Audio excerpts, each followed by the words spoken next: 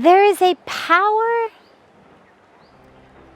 what's being called these days the law of attraction, the power of attraction. It's not as simple an equation as thinking about something brings it. Here we are in May. I could sit here on the banks of Ganga, sweating, thinking about snow all I want, and it's a pretty good chance that no matter how hard I think about snow, I'm not going to open my eyes and be surrounded by it. However, it's going to change my internal experience. So I certainly have the power, through thinking about snow, to change my internal experience of the physical heat. And so when we talk about the power of attraction, it's not just about attracting things from the outside to me, but it's the power to really create my world and my experience, much of which has to do with the inside. And yeah, sometimes it also attracts the outside for sure. That's especially true with regard to things like peace and joy and love and abundance. If I'm moving through the world in love, chances are I'm going to attract love. If I'm moving through the world in peace, I'm going to attract peace. It's like that beautiful story that I love of the old man who's sitting at this path in the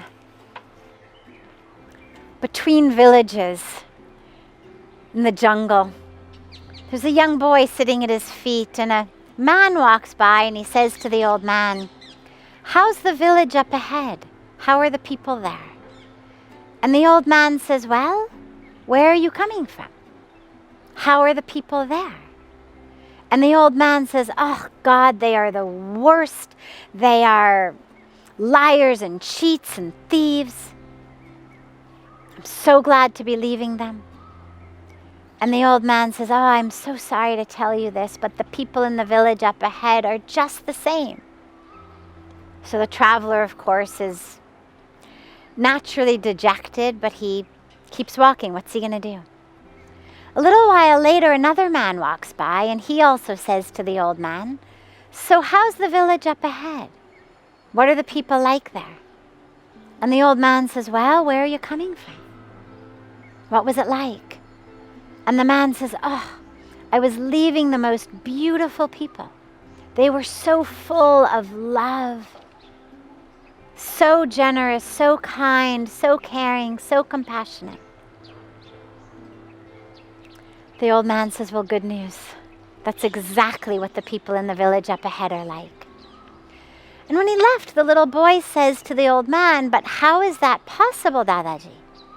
There's only one village up ahead, and you told the first guy the villagers are liars and cheats and thieves.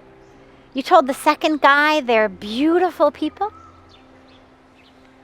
And the old man says, "Because it depends on what they see. The first one saw thievery and cheating, negativity. The second one saw love and positivity. So in that way, yes, we attract what we think about. But it's not as simple as a magic wand over the material universe.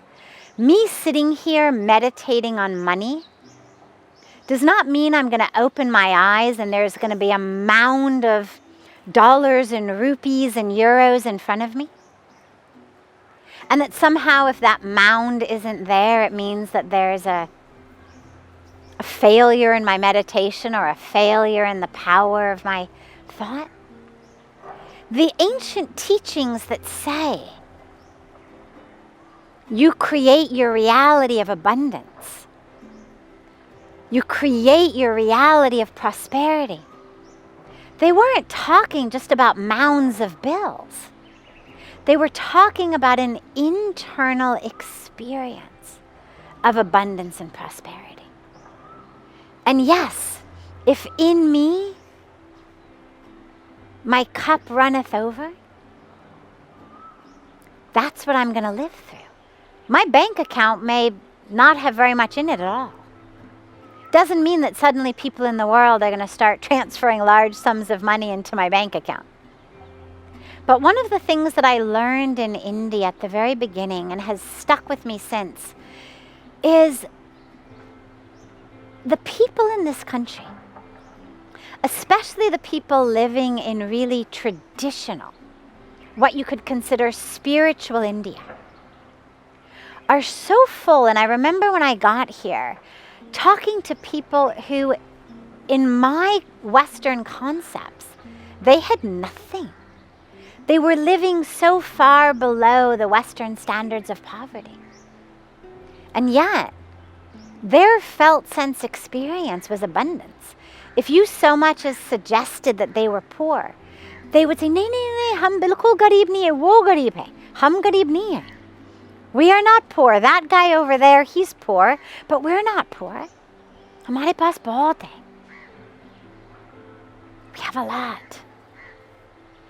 And so many people in the world that I had come from, who had what seemed like everything, were living in an experience of lack. And so for all practical purposes are poor. And so that's the deeper teaching about this law of attraction, is it's not about if I meditate on prosperity, bills are going to somehow fall out of the sky upon me. Or my bank account is going to increase exponentially while I sleep. Right? Every once in a while I get one of those spam emails that says something like, "Make money while you sleep."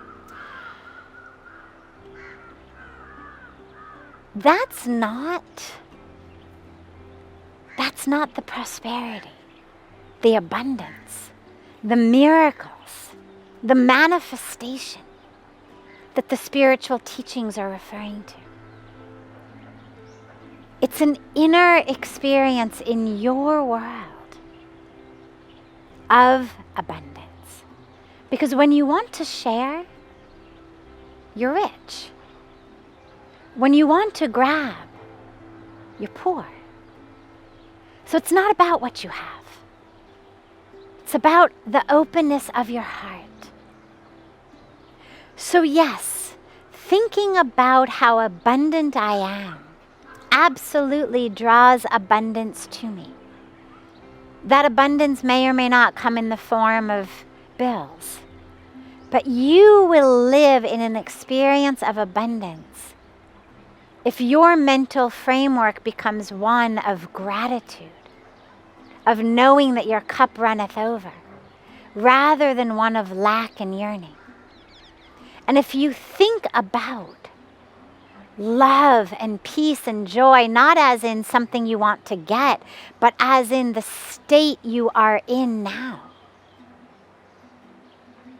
Thank you, God, for my joy. I am an embodiment of, a transmitter of peace and joy. I am love. Yeah, it's going to bring that to you. Possibly from people in the outer world, but certainly in the inner world. And the truth of a spiritual life is, your world is much more made up of that which takes place on the inside than the outside.